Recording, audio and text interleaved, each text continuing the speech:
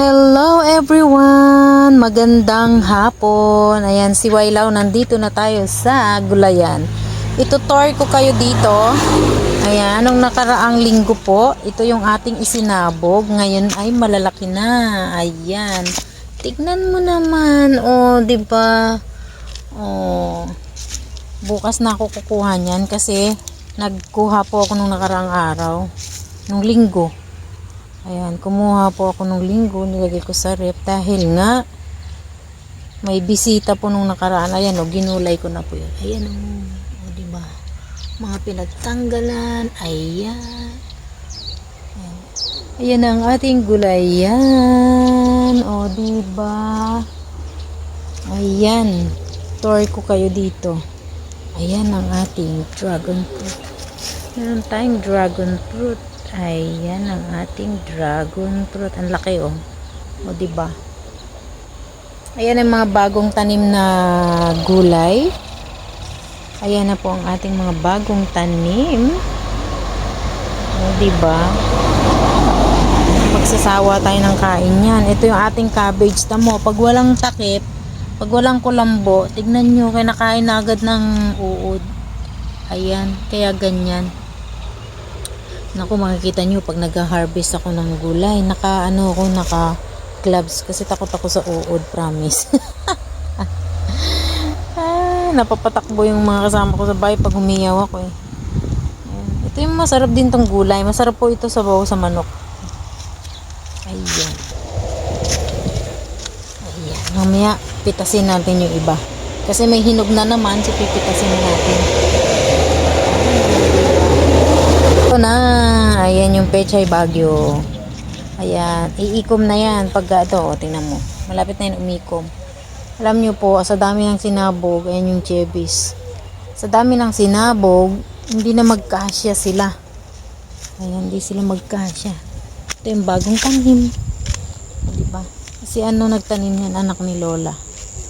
Ayan, ito yung tinanim namin nung nakaraang, siguro 3 weeks na to ngayon, diba? Ang lalaki na. Alam nyo po, ito, broccoli. Tapos, cauliflower. Ayan, mga yan. O, diba? Broccoli at cauliflower.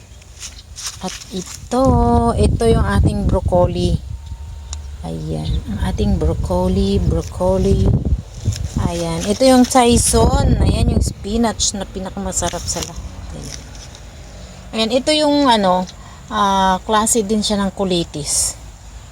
Ayan, di ba? Ang lalaki na ng gulay. Sarap na talaga gulayin. Pero sa totoo lang, nakagulay na ako dito ng isang araw. Ito yung radish. Tingnan mo naman ang lalaki ng mga puno. Ito yung pinakamasarap talaga diyan, yan. Yung sanga niya ng pinakamasarap. O, di ba? Yan ang pinakamasarap diyan.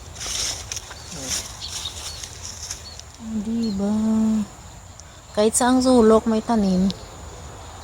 Kasi minsan lang pumunta dito yung anak ni Lola. Kaya pag dumadating, nagtatanim siya ng kung ano-ano.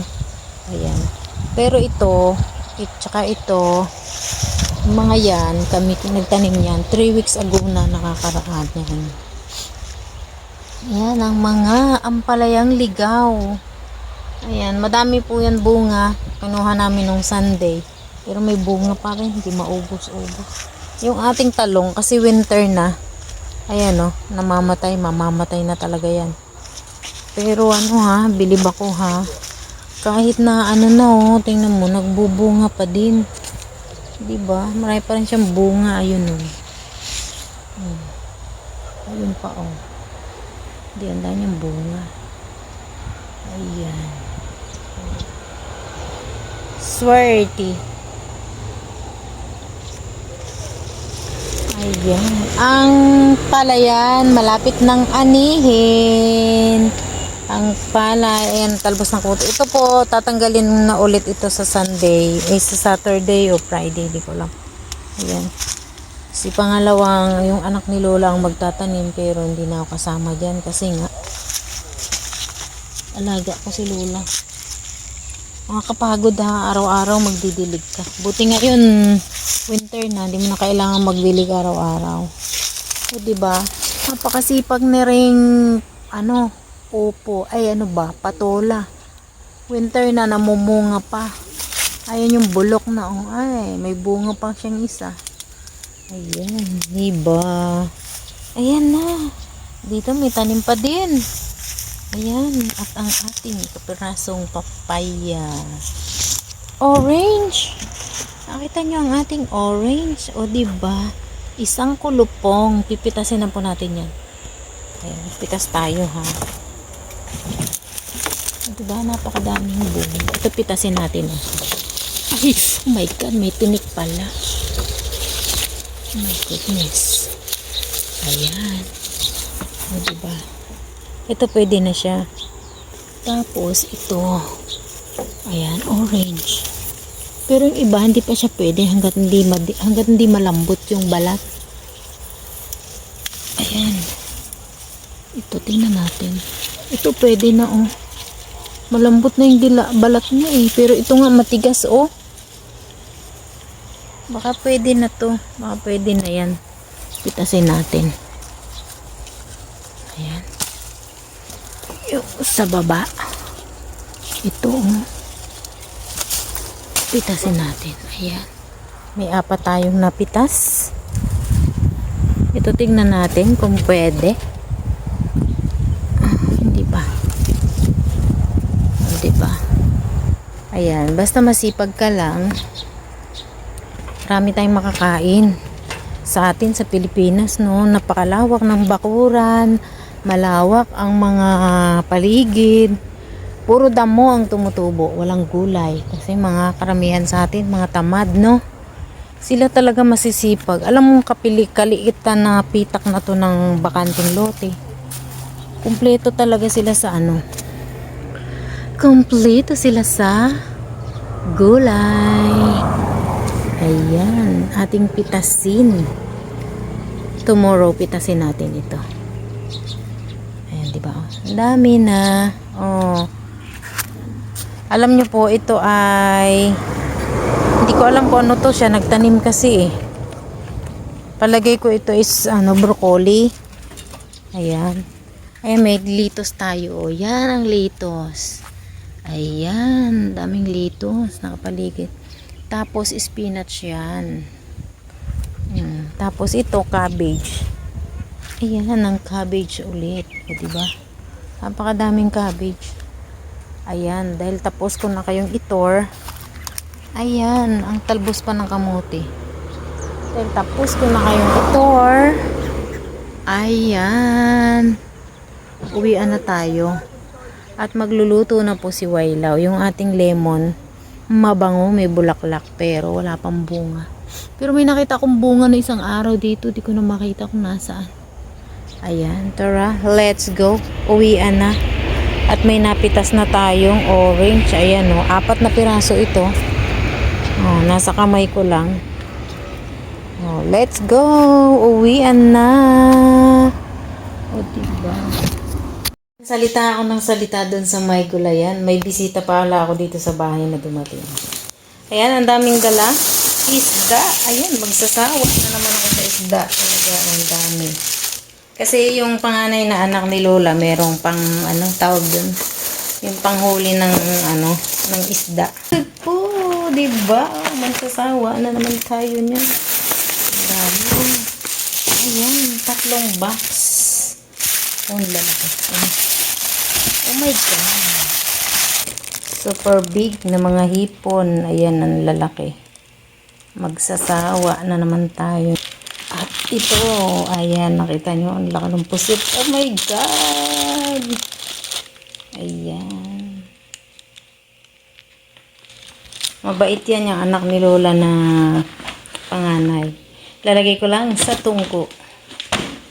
Tour ko kayo sa aming tignan mo naman, ako lang dito kami ni Lola, pero napakaraming laman ng aming rep. Diba? Magsasawa ko talaga ay magpipilit ako isda ngayon dahil dumating si Takuko. Ayan, dami. Ito rep. Ayan rep. Ayun rep. O diba? Daming rep. Kala mo 10 nakatira, ako lang, kami ni Lola. Dahil may bisita nga po tayo today, magmadali tayo magluto. Ayan, nag-tour tayo sa gulayan. Hindi ko alam, may bisita pala akong dadating. Ayan. So ito, nagano ako ng buti na lang, naglabas ako nito. Dapat kanina kasi ulamin namin to, hindi lola. Ang kaso nga po, tawag dito, nagtinula akong manok. So, sabi ko, wag na mag-ano ng karning baboy. Kaya pala, yun pala ang dahilan. Kaya pala naglabas ako ng karning baboy na frozen. May bisita pala tayo today. Ayan. Ang ating bisita po ay ang panganay na anak ni Lola. Ayan. Napakabait po niya. Ayan. Ito lang po ang aking bisa. Bisa ko lang ito. Bisa lang natin ito. Ayan. Tapos, dito lang ko lang po ito ng ano. So, ito na siya. Ayan. Tignan natin ngayon. Ayan. Magtingga tayo. Ayan. Dahil nasa harapan ko na itong pujo, yan. Unahin natin ang lagay. Ayan. At ito, magic syrup. Ayan. Madali lang po ito. Maglagay tayo ng toyo. Ay, oyster sauce. Ayan. Oyster sauce. Okay. Lagay tayo na. Ito. Cassava flour. Cassava, ayan. At saka toyo. Ayan. Nasa sa inyo po yun kung paano kayo magtitimpla ha. Kasi ako po, tansyado ko na lahat eh. So, hanggang mo. Tansyado ko na po ito ng ating niluluto. Ilagay tayo konti po. Ayun ito.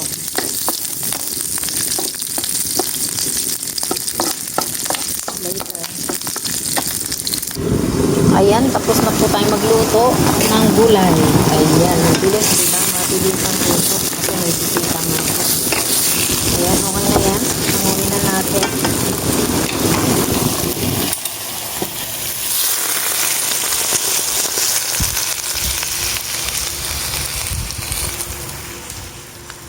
Okay. O, diba? Sarap. Ang gulay naman dito, napakasimple lang. Hindi natin kailangan mag-ano ng gulay, ng magluto ng kung anong napakasarap. Ganyan na lang ginawa natin sa pork. Ayan, madali tayong magluto. Diba? Later.